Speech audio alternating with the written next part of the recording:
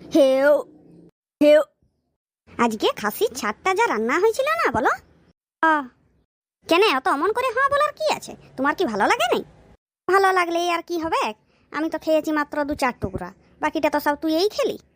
হ্যাঁ তা ঠিক বলেছ, আমি তো সবটা খেয়েছি। আর জানো তো আমার না মনে হয় পেটে গ্যাস হয়ে গেছে, বুঝলে? পেটটা কেমন কেমন করছে আর ঢেকুরও উঠছে। যা খেলি কেনই না হবে নাই, কড়াইটা শুদ্ধ ছাড়লিনি, কড়াইটা শুদ্ধ চেটেই তুই পরিষ্কার করে দিলি। যাক, কাল সকালে তোর একটা কাজ কম হলো, কড়াইটা ধুতে হবে নাই।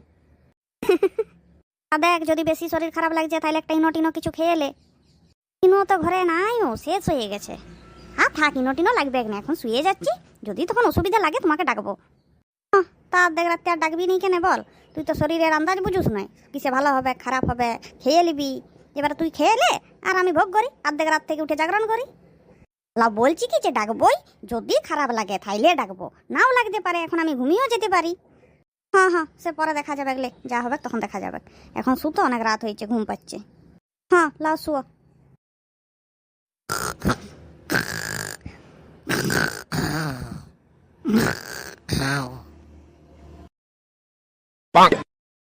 কি হলো?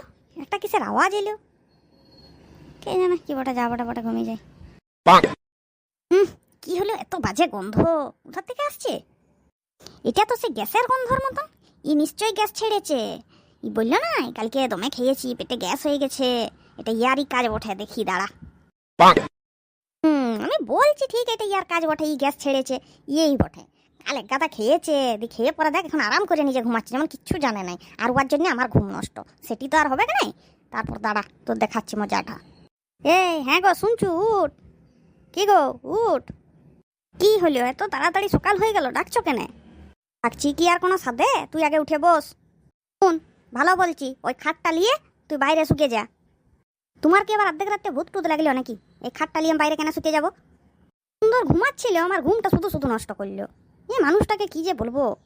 কেন কি সুন্দর ঘুমাবি নি? লোকের ঘুম নষ্ট করে তো ভালোই ঘুমটা দিচ্ছিলি, আর আমি সারা রাত জেগে বসে আছি। তোমাকে কি কোনো আমি জেগে বসে থাকতে বলেছি? তো তুমি ঘুমাও। ঘুমাতে দিলে তবে না ঘুমাবো। যা গ্যাস ছাড়ছো তুই, ঘরে টিকা দায় হয়ে গেছে। মিথ্যা কথা বলো না, আমি গ্যাস ছাড়ছি। আমি গ্যাস ছাড়লে আমি বুঝতে পারবো না? হ্যাঁ, আমি আপনার কি সুন্দর ঘুমাচ্ছিলাম, কোনো কিছু ইয়া না আর নাই, আর নিজে গ্যাস ছেড়ে নিজে কোথা থেকে কি গন্ধ পেয়ে না ভূত লেগেছে উঠে গেছে, আর আমার নামে দোষ। এ বাবা, নিজে করে আবার উল্টো আমার নামে দোষ। যা হোক বলে দিবে, আমি বিশ্বাস করে নেবো তা তো আর হতে পারে না। প্রমাণ দেখাও যে আমি করেছি, তাইলে মানবো। ই বাবা, গ্যাস ছাড়াটাকে আমি কেমন করে প্রমাণ দেবো বাবা? গ্যাস ছাড়াটা কি কোনো দেখা যাবে? আজব কথা। মিথ্যামিথ্যি বলে এরকম করে আমি আর থাকবো না, কিন্তু বলে দিচ্ছি আমি কালকে বাবার ঘর চলে যাবো। আচ্ছা, কেলেঙ্কারিতে পড়লাম তো। অর্ধেকটা রাত তো জেগে কাটালাম, আর অর্ধেকটা রাত ঝগড়া লেগে কাটালাম। আচ্ছা গন্ডগোলে আমি বাবা, সত্যি। ইয়ার পর থেকে না আর দেখা তো আর যাবে না, ফোনে রেকর্ডিং করে রাখবো, আওয়াজটা তো কমসে কম শোনা যাবে। আবার করলেই কি হবে, তখন আবার মানবে না যেটা ওয়ার আওয়াজ, তার আবার প্রমাণ দাও, যত কি জ্বালাতন। হ্যাঁ হ্যাঁ বলছিলাম, ঠিক আছে বাবা, আমারই দোষ হয়েছে, রাত পেরিয়ে ভোর হয়ে গেল, একটু শুয়ে লাও। আমি আর শুবো না, আমার শুবার দরকার নেই, আমি অনেক ঘুমিয়েছি। তুমি ঘুমাও না, ঘুমাবে যাও। লে বাবা, হয়ে গেছে। জন্মের সময় মনে হয় ওর মা বাবা ওর মুখে মধু দিতে ভুলিয়ে গেছিল। শুদ্ধ হয় বলি, হ্যাঁ গো, জন্মের সময় তোর মা বাবা তোর মুখে মধু দিয়েছিল না? আমি দেবো? বাবা মানে মানে এখান থেকে কেটে পড়ি, এখানে বেশিক্ষণ বসে থাকলে আবার ঝগড়া দিয়ে এখনই তুলকালাম, ঝগড়া হয়ে যাবে, রেগে মেগে চলে যাবে বাপের ঘর, তখন আবার আরেক জ্বালা। দরকার নেই বাবা, পালাই। আজ বেশ সকাল সকালই বাজার আসতে পেরেছি, আজকে মনে হয় টাটকা শাকসবজি ভালোই পাবো। যাই দেখি গে। আরে ফুটো যে রে, বাজার চললি নাকি তুই? হ্যাঁ হ্যাঁ, বাজারই চললাম, বলি দেখি গে সকাল সকাল যদি টাটকা শাকসবজি কিছু পাই। আবার কবে থেকে শাকসবজি খাওয়া শুরু করলি? তোকে তো প্রত্যেকদিন বাজারে দেখি কেজি কেজি মাছ, মাংস আর পেটি পেটি ডিম নিতে। শাকসবজি তো তোকে নিতেই দেখিনি। না রে, এবার থেকে ভাবছি একটু শাকসবজি খেতে হবে, শরীরটাতে ধ্যান দেওয়া দরকার।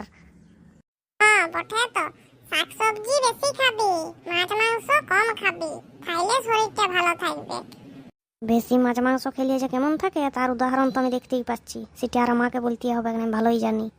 আরে এবার চলি, বুঝলি, বাজার যেতে নাইলে দেরি হয়ে যাবে, তোর বৌদি আবার রান্না বসাতে পারবে না নাইলে। ঠিক আছে? ঠিক আছে, তাহলে আমিও চললাম, পরে দেখা হবে আবার। হ্যাঁ ঠিক আছে।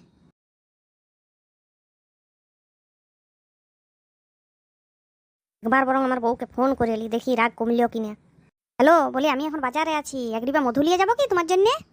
না, কারো ওই মুখ দিয়ে বার করা জিনিস আমি খাই নাই। না গো, আমার এঠোয়াটা বলিনি, বলি বাজার থেকে ভালো মধু কিনে নিয়ে যাবো কি এক দিবে। আমি তোমার এঠোয়া বলিনি। মধুটা মৌমাছিটা কেমন করে তৈরি করে, মুখ দিয়ে ফুলের রসটা খেয়ে আসে, দিয়ে ওদের মৌচাকে এসে বমি করে, সেইটা দিয়ে মধু হয়। ওই কারো মুখ দিয়ে বার করা জিনিস আমি খাই নাই। তা বলি কি ডিম নিয়ে যাবো? ডিম? ডিম? হ্যাঁ হ্যাঁ, তুমি বরং এক পেটি ডিম নিয়ে এসো। তুমি তো আবার কারো মুখ দিয়ে বার করা জিনিস খাও নাই, তাহলে ডিমটাই নিয়ে যাই বরং, বুঝলে? আর হ্যাঁ গো, ডিমটা কোথার থেকে বেরোয়?